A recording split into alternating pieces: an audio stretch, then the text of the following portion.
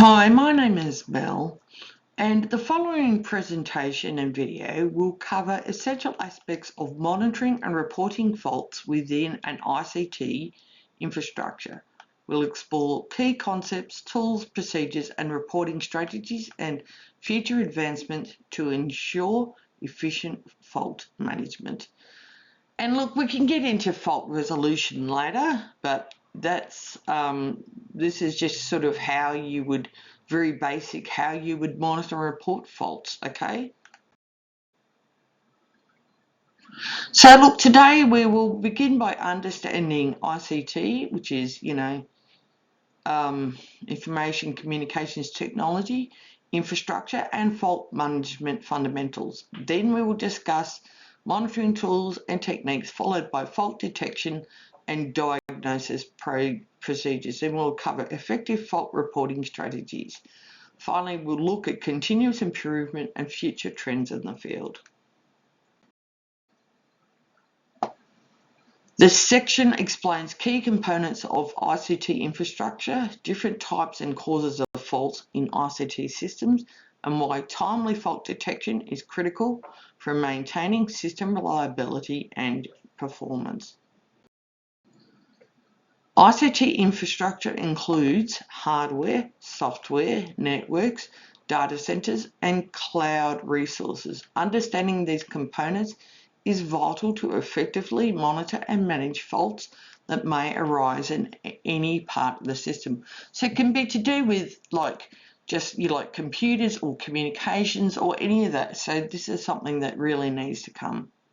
So it could be like servers, routers, other things as well. Software could be like a Windows or Linux or Unix type situation or Mac problem, or could be an application issue that you're having.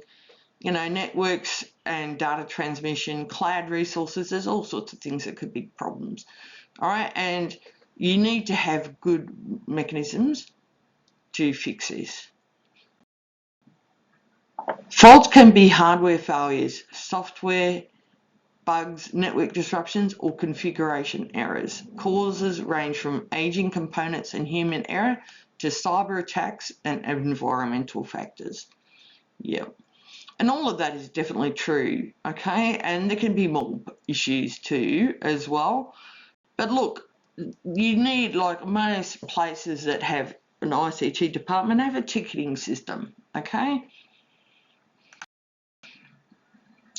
Early fault detection helps minimise downtime, reduces impacts on users, and lowers repair costs.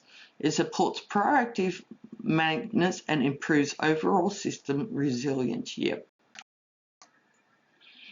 This section covers some of the variety of network and system monitoring tools available, the role of automated monitoring and alert systems, and best practices to implement proactive monitoring for ICT infrastructure. Tools like SNMP monitors, log analyzers, and performance management platforms enable real-time visibility into ICT health. Selecting the right tool for you depends on infrastructure complexity and specific monitoring needs. And you would also need cybersecurity monitoring tools as well. But like having system performance and have log analyzers, you definitely want that, yes, for sure. Okay.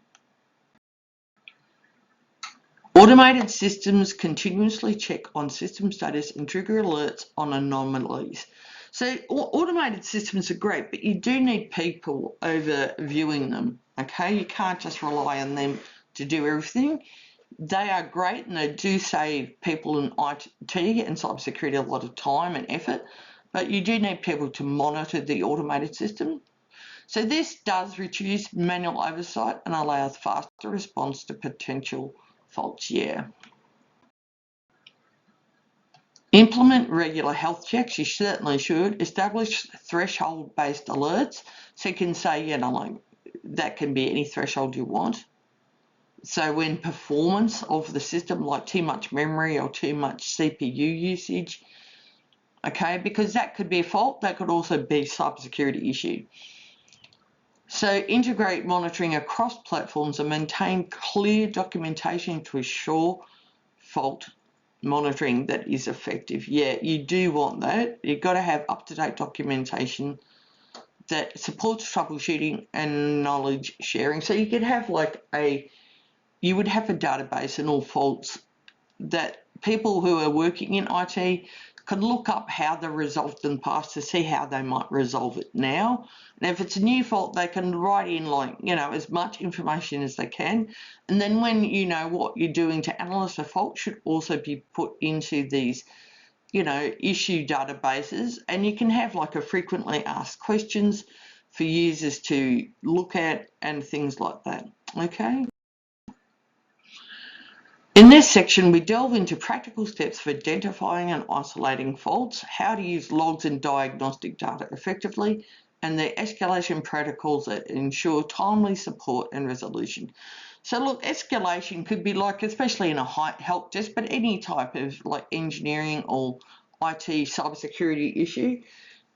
If you're sort of your beginner level or level 1, 2 sort of thing, people can't solve the fault, it should be escalated to level 3 or 4 or to the specialist or engineer or more senior analyst, and also could be escalated to a team or the legal team for potential legal action or things like that. So you need to sort of know how to do all that. So in your system of ticketing, you should be able to have escalation procedures, and this is where people who are at the level 1 or 2 sort of thing can escalate, and so it can be assigned to specific teams or people that are high, like level 3, 4, or engineers, specialists, anything like that.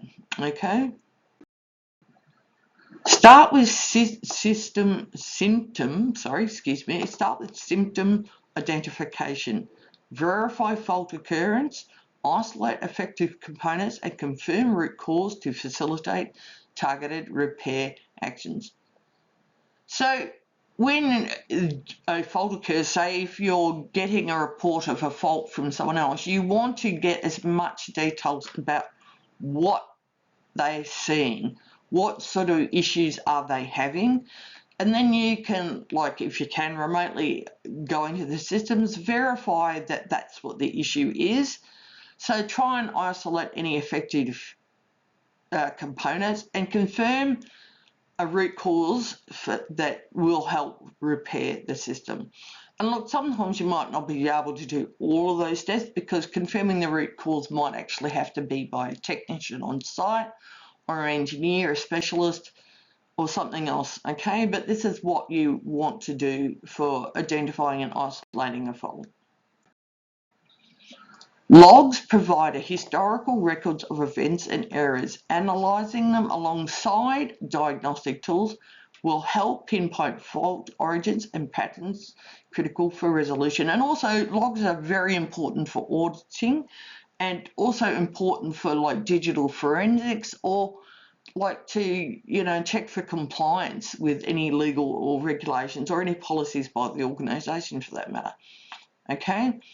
And look, sometimes it might just be having to replace faulty systems, or might having to be upgrading a system because, the load is too much on it. It might have to be repairing or replacing cables. It might, depending, the fault might be something that needs persons on site to repair, or it could be repaired by someone remotely accessing the system, or it might have to be analysed in a lab for long-term, a bit more long-term fault resolution. Structured escalation ensures complex issues are promptly passed to higher support levels. Clear protocols maintain accountability and efficient fault resolution workflows. And it could be that engineers might have to come up with new software or new hardware to fix the fault. That happens quite a lot, actually. It's something I had to do. We had to look at new software solutions or new hardware solutions to fix a bug that was not solvable by any other method. This section focuses on standardizing fault reports, identifying key information to include, and maintaining clear communication with stakeholders during fault incidents. So stakeholders can be anyone involved. So that can be the users, the company, it can be the supervisors, it can be people on the board. So you want to make sure that when someone reports a fault, you are communicating with them and any other people who need to know about the fault, and you're identifying very clearly what's happening and when you're going to get back to them with what information, okay? Using consistent formats and established channels ensure fault reports are clear, complete, and reach the correct teams for timely action. Yes. Include the fault description, affected systems and time of occurrence, impact assessment, and steps already taken. This information will speed up diagnosis and resolution. Yeah, and all of that is extremely important to include. Maintain regular updates to users, management, and technical teams to manage expectations and coordinate responses effectively during faults. Yeah, and as I said, this is extremely important. Finally, we examine how analysing fault trends aids prevention, the integration of AI and automation in fault management, and developments towards resilience and self-healing systems. Tracking recurring faults helps identify systematic issues and guides preventive maintenance strategies to help reduce future incidents. Yeah, then that is important. And it could identify like that education is needed, or that, you know, a system-wide update needs to occur. And this is what I'm saying. You need to make sure that recurring faults, you need to like get down to, you know, root causes and proving system reliance and reliability, okay?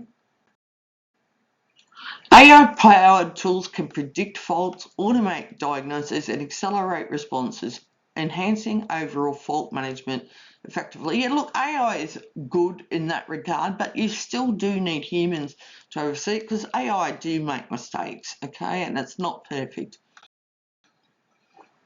Emerging technologies enable systems to automatically detect and correct faults, minimising downtime and human intervention in ICT infrastructure. And look, that is good. Some systems can automatically correct faults, and I said that can be very good, but you still need people there to make sure that it's done correctly, because I said these automated things don't always succeed. So look, just in conclusion for this particular video, effective fault managing and monitoring and reporting are vital for maintaining a good ICT infrastructure reliability. By leveraging the right tools, following best practices, and embracing future technologies, organisations can enhance system reliance and ensure seamless operations. Well, hopefully. Thank you for your time.